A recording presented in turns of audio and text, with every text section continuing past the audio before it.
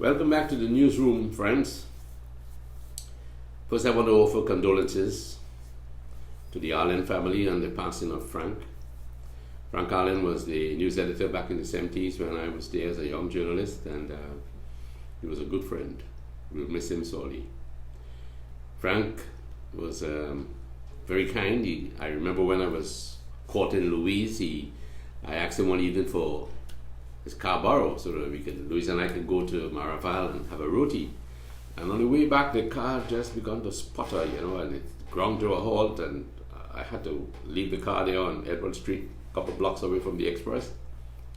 And I said to Frank when I got back to the office, I said, Frank, your car, it's shut down. I can't get it started. It's shut down there. Frank said, forget it. When we finish with the paper, we'll see about that. He was an easygoing man, and I really enjoyed his company. There was a time, when I was filing through old used Reuters copy, and I noticed they talked about the time when the world would be overtaken by promiscuous behavior. So I got there and I said, I think I could put a story together. And I compiled something. It was all foreign stuff, of course. And I gave it to Frank, and I said, Frank, every day after, Frank, what about that story I wrote? Oh, yeah, I'll get it done. Yeah, soon you're going to get it published. And after about a month or so, I said, Frank, whatever happened to that story? He said, I lost it. Frank was a very good news editor. Sometimes, in the newsroom, you run into a red light for thoughts, and your thoughts just hit a red light, a stop. You can't go further. You don't know how to angle stories. You got a paper to bring out. You got a page 1 to be concerned about. You got page 3 and the editorial and all these. And you really stop for thoughts.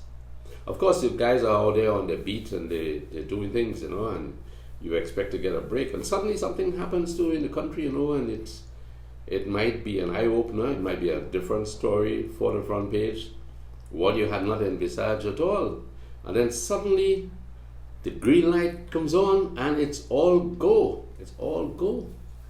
And then you have this story headline.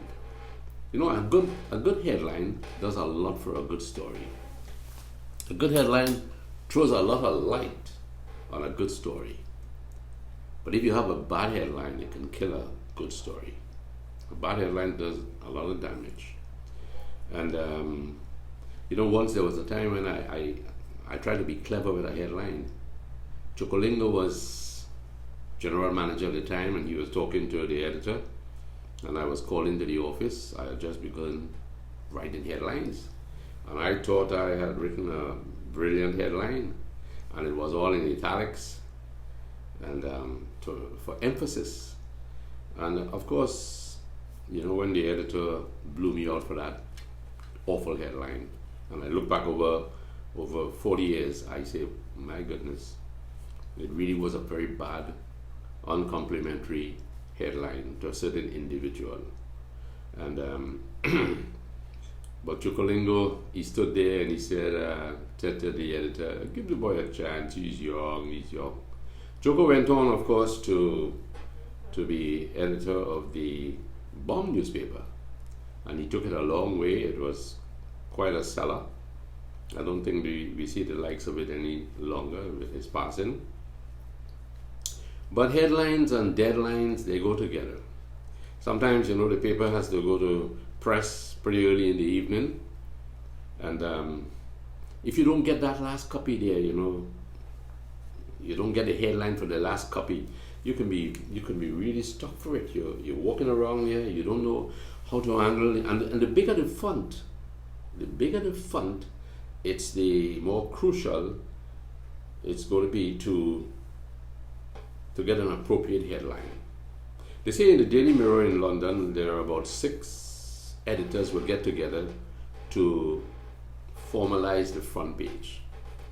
Well, back in Trinidad here, we have, in that day, of course, we have one night editor. The news editor would perhaps suggest something. And then we have the chief sub. And then we have the sub-editor himself. But in London, they get together to formalize the front page, because your front page is your big seller. You know, it's like you can do a little practice if you like on Facebook. You know, you people are publishing photographs, but they don't put captions to it. So what people could probably do as a little journalistic teaser, you could start writing your little captions, trying to get them organized. At the back of me here, there are some pages stuck on the wall there, and they emphasize the classified section of pages. A good editor could also, news editor, he can plow through those things, he could rummage through those classifieds, and he could probably find a story and maybe put a reporter onto it. Even obituaries, they sometimes you miss a personality who's passed on, and there's a story there too. So a good news editor can spot a good story anywhere. Sometimes it's just waiting to be snapped up and to be published. So friends, it's a good effort. You can get your kids to start trying to write good captions, you know, let them go through the newspaper and perhaps improving on some of the headlines that have already been written. See if you can come up with something of your own, a daily little chore you can give yourself. How to write headlines, how to effect good interest in stories, and you can have fun, you know, put your kids through that. You'll like it. Thank you.